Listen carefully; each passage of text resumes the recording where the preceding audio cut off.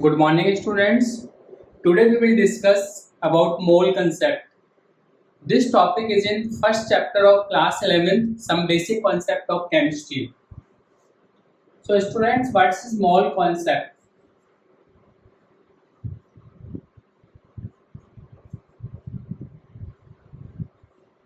सबसे पहले हम लोग बात करेंगे कि व्हाट इज मोल. ठीक है, मोल को डिफाइन कैसे करेंगे हम. 1 mole is the amount of substance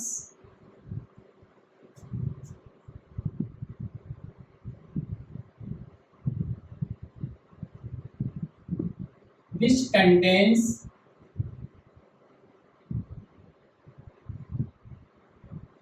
as many particles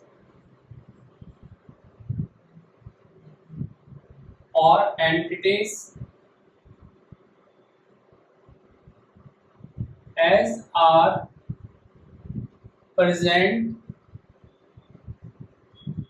in 12 grams of carbon 12 isotopes. Students, आप लोगों को मालूम है कि कार्बन में आइसोटॉप्स होते हैं. एक आइसोटॉप्स का मास होता है 12 ग्राम, दूसरे का 13 ग्राम, थर्ड का 14 ग्राम. तो कार्बन का जो C12 आइसोटॉप है इसे हम स्टैंडर्ड लेते हैं. C12 आइसोटॉप के 12 ग्राम में जितने एटम्स होते हैं उतने एटम्स को हम 1 मोल कहते हैं. तो what is 1 mole? 1 mole is the amount of substance which contains as many particles or entities as are present in 12 grams of C12 isotopes. अब हम लोग बात करेंगे mole concept for elements as well as for molecules.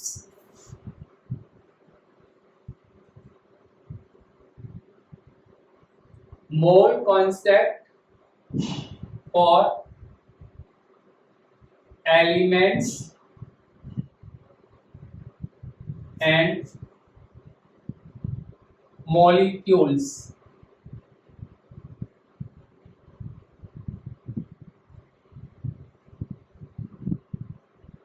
Students, आपको कुछ common weights मालूम है. For example hydrogen है.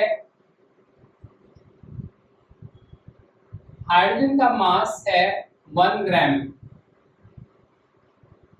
हीलियम, इसका मास 4 ग्राम.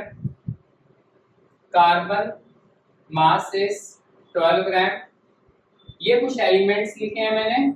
इसी तरह से मॉलिक्यूल, हमारे पास कार्बन डाइऑक्साइड है, इसका मास होता है 44 ग्राम. हमारे पास अमोनिया है, इसका मास है 17 gram. Nitrogen is 14, 3 hydrogen will be 3, 14 plus 3 will be 17. So these are the elements and these are their masses. So if I write 1 gram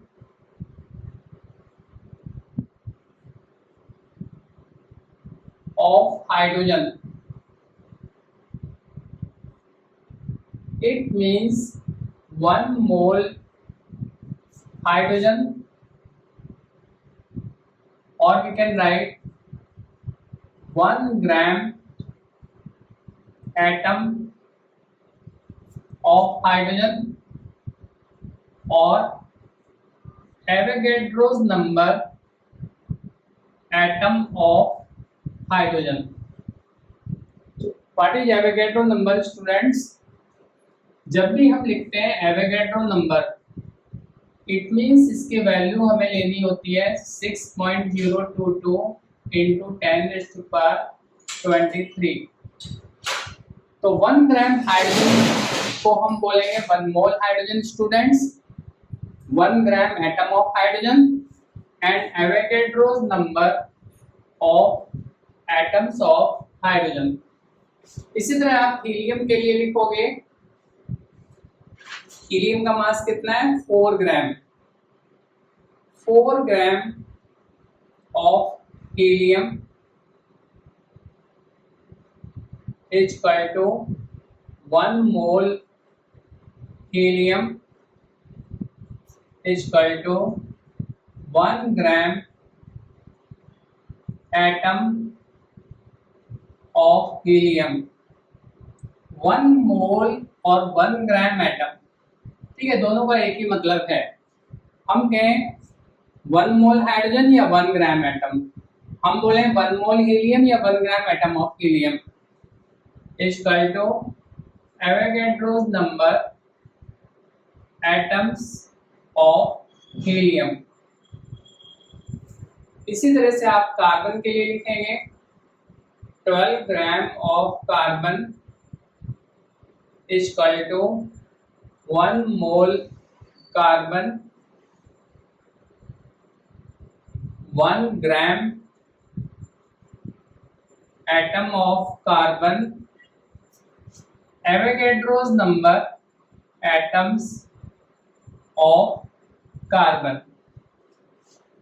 ये हम लोगों ने एग्जाम्पल लिए हैं एलिमेंट्स के लिए. अब हम मॉलिक्यूल के एग्जाम्पल लेंगे.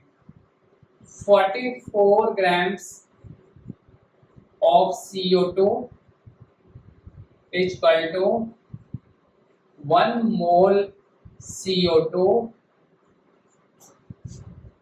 1 ग्राम. अब स्टूडेंट्स हम लोग एटम की जगह मोलिक्यूल लिखेंगे क्योंकि CO2 में तो मोलिक्यूल होते हैं. 1 gram molecule of CO2, Avogadro's number molecules of CO2.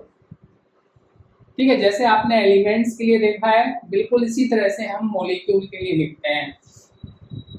17 gram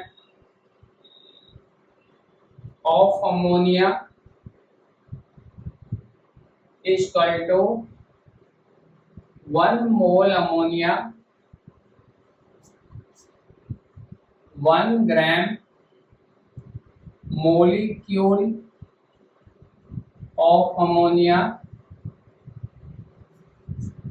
Avogadro's number molecule of ammonia.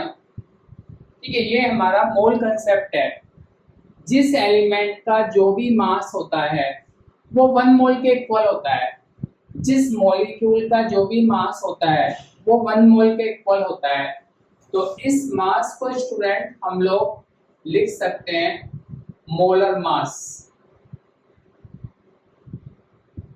What is molar mass, students?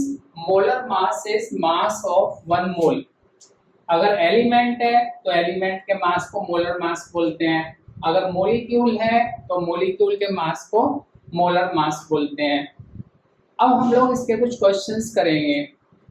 जैसे हमारे से क्वेश्चन पूछा टीचर ने, calculate mass of 1 atom of carbon in grams. ठीक है, ये क्वेश्चन हमें teacher ने दिया. क्वेश्चन नंबर 1, हम इसका आंसर लिखेंगे. अब इस क्वेश्चन को करने के लिए आपके पास ये 2 पॉइंट्स हैं. ठीक है, आपसे बोल रहे हैं कि मास ऑफ 1 एटम कार्बन का क्या होगा. तो आपके पास ये 2 पॉइंट रिलेटेड है, इंटर रिलेटेड हैं. 12 ग्राम कार्बन में कितने एटम होते हैं? Avogadro's number. और we can say Avogadro number atoms का मास होता है 12 gram. Avogadro number means this much.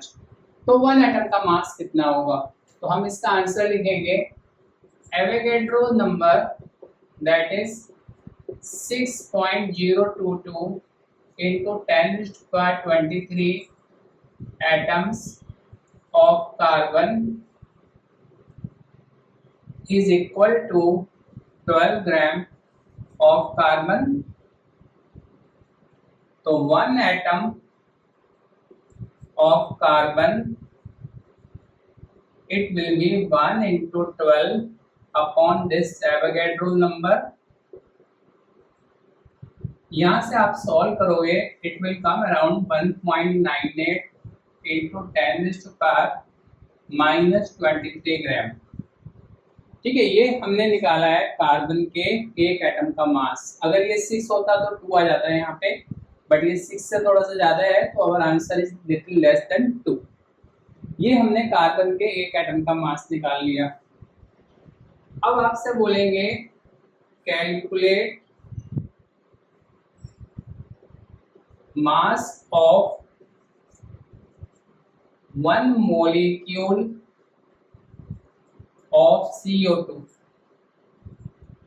अब आप इस क्वेश्चन में इन दोनों पॉइंट्स को यूज करेंगे। 44 ग्राम ऑफ CO2 में कितने मॉलिक्यूल होते हैं, एवोगैड्रो नंबर। तो आपका आंसर होगा 44 ग्राम CO2, और we can write in terms of atoms.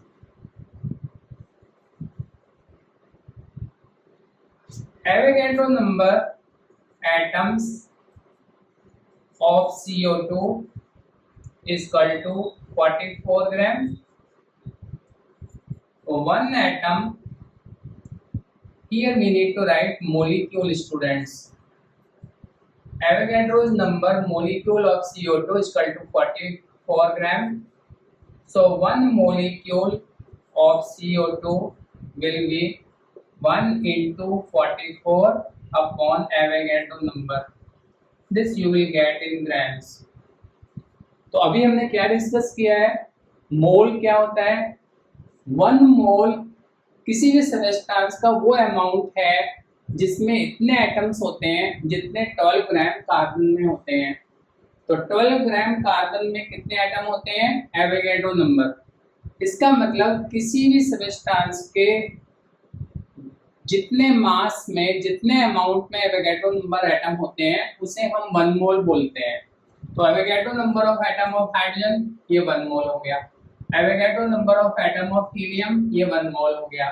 Avogadro number molecule of CO2 again ये 1 मोल हो गया। अब अगर आपको निकालना है एक एटम का मास, तो आप एवोगैड्रो नंबर एटम का मास 12 ग्राम है, तो आपने 1 एटम का निकाल लिया। इसी तरह से आपने 1 मॉलिक्यूल का मास निकाल लिया। और आपको ये 2 सेंटेंस लिखने की जरूरत भी नहीं है स्टूडेंट्स। आप सिंपली क्या कर सकते हो, मास ऑफ 1 एटम और मास ऑफ 1 मॉलिक्यूल, ये आपका हो जाएगा molar mass divide by Avogadro number. ठीक है, आप ये डायरेक्ट फॉर्मूला यूज कर सकते हो। यहाँ हमने क्या किया है, कार्बन के एक एटम का मास, इसका मोलर मास 12 है, 12 divide by Avogadro number. CO2 के एक मॉलिक्यूल का मास, CO2 का मोलर मास 44 है, 44 डिवाइड बाय एवोगैड्रो नंबर। तो हम कोई भी क्वेश्चन आए जिसमें एक एटम या एक मॉलिक्यूल का मास कैलकुलेट करना है, तो हम इस डायरेक्ट फॉर्मूले को यूज कर सकते हैं। आप इसका पिक ले लीजिएगा अपने रेफरेंस के लिए।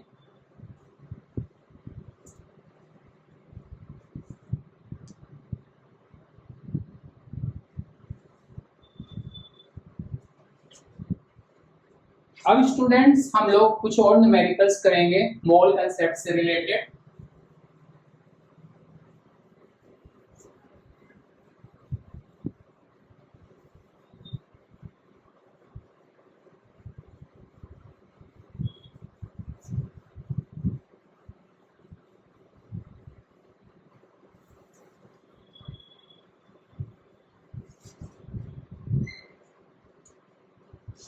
अब टीचर ने हमें क्वेश्चन दिया, calculate number of moles of carbon in 60 grams of carbon. हमारे पास 60 ग्राम कार्बन है, हमें इसमें मोल्स कैलकुलेट करने हैं। अब स्टूडेंट आप इन पॉइंट्स को यूज करेंगे। 12 ग्राम कार्बन में हमारे पास कितने मोल हैं, 1 मोल। तो हमें इसे यूज करना है। 12 ग्राम of carbon is equal to 1 mole carbon. Unitary method, 1 gram of carbon will be 1 into 1 upon 12 mole. 60 gram of carbon, it will be 1 into 60 upon 12. हमारा आंसर आ जाएगा 5 मोल ऑफ कार्बन।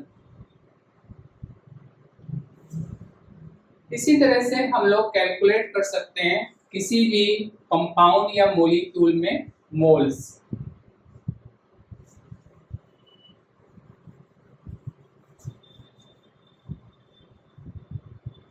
अब आप देखिए, हम CO2 का question बनाते हैं। Calculate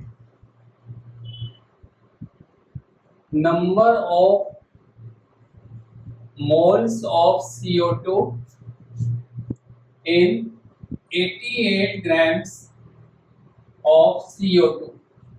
फिर से आप इसी तरह सॉल्व करेंगे। 44 ग्राम CO2 1 मोल है, तो हम लिखेंगे 44 gram of CO2 is equal to 1 mole CO2। Again unitary method, 1 gram of CO2 1 into 1 upon 44 मोल, और आपके पास कितना है 88 ग्राम। तो 88 ग्राम of CO2 it will be 1 into 88 upon 44, ये आपका आ जाएगा 2 मोल ऑफ CO2। ठीक है, इस तरह से आप मोल कैलकुलेट कर सकते हैं।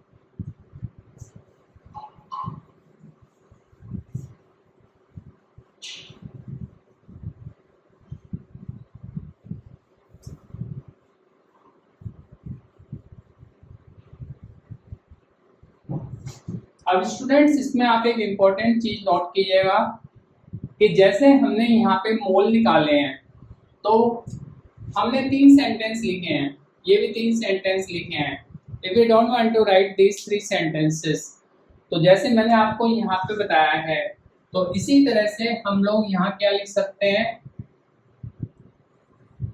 Mole is equal to given mass upon molar मास।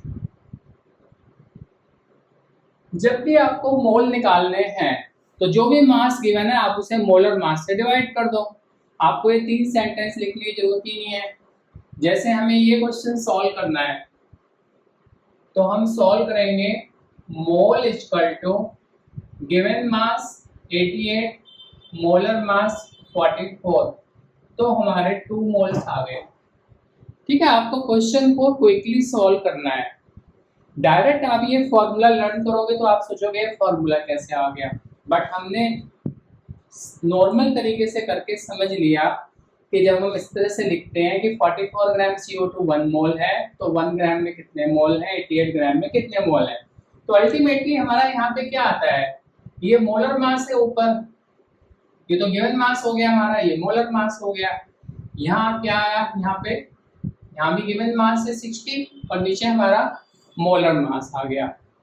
तो कभी भी आपको मोल निकालने हैं तो आप गिवन मास को मोलर मास से डिवाइड कर दोगे। आपको एक एटम या एक मॉलिक्यूल का मास निकालना है तो आप मोलर मास को एवोगैड्रो नंबर से डिवाइड करेंगे। अब स्टूडेंट्स, मोल कंसेप्ट में एक बहुत इंपॉर्टेंट टॉपिक है हमारे पास, एटॉमिक मास यूनिट, AMU, और यूनिफाइड मास। ठीक है, अगर हम यूनिफाइड मास बोल रहे हैं तो U से डिनोट करते हैं। क्या होता है atomic mass unit? It is 1/12 mass of one atom of carbon. Atomic mass unit और यूनिफाइड मास क्या होता है students? 1/12 mass of one atom of carbon. That is, अभी आपने कार्बन के एक एटम का मास निकाला था, ये मास आया था कार्बन के एक एटम का, जो अभी हमने डिस्कस किया था। इसको आप 12 से डिवाइड करोगे तो आपका आंसर आएगा 1.66 इंटू 10⁻⁻⁴ ग्राम। ये वैल्यू आपकी आ गई 1 AMU और 1 U। ठीक है, 1 एटॉमिक मास यूनिट और 1 यूनिफाइड मास, इसकी ये वैल्यू होती है। तो 12 AMU की वैल्यू क्या हो जाएगी स्टूडेंट्स? आप इसको 12 से मल्टीप्लाई करोगे और आपका आंसर क्या आएगा? आपका आंसर यही आ जाएगा 1.98 इंटू 10⁻⁻23 ग्राम। इसका क्या मतलब हुआ? जब हमने इस वैल्यू को 12 से डिवाइड किया था तो ये आंसर आया था, इसको 12 से मल्टीप्लाई करेंगे फिर से ये आंसर आ जाएगा। इट मीन्स 12 AMU जो मास हमारा है ये किसके इक्वल है? इसके इक्वल है। तो आप लिख सकते हैं mass of one atom of carbon in AMU और U इक्वल टू 12U। 12, ठीक है, कार्बन के एक एटम का मास कितना हो गया आपका? 12U। इसी तरह से आप लिखोगे mass of one atom of helium, ये आपका आ जाएगा 4U। जिस एलिमेंट का जो भी मास होता है U में उतना ही लिखते हैं हम। जैसे हमारे से पूछा जाए mass of one molecule of CO2 in grams in U, तो आप कैसे सॉल्व करेंगे इसे? ग्राम्स में निकालने के लिए हम मोलर मास को डिवाइड कर देंगे एवोगैड्रो नंबर से और यहाँ आप लिखेंगे 44U। ठीक है, जिस एलिमेंट का जो मास होता है, जैसे कार्बन का मास 12 ग्राम है तो कितना हो गया U में? 12U। हीलियम का मास 4 ग्राम होता है तो U में कितना हो गया? 4U। और ये हमने प्रूव कर दिया। पहले हमने एक U की वैल्यू निकाली, फिर उस एक U की वैल्यू को हमने 12 से मल्टीप्लाई किया तो वही मास आता है जो हमने कार्बन का कैलकुलेट किया था।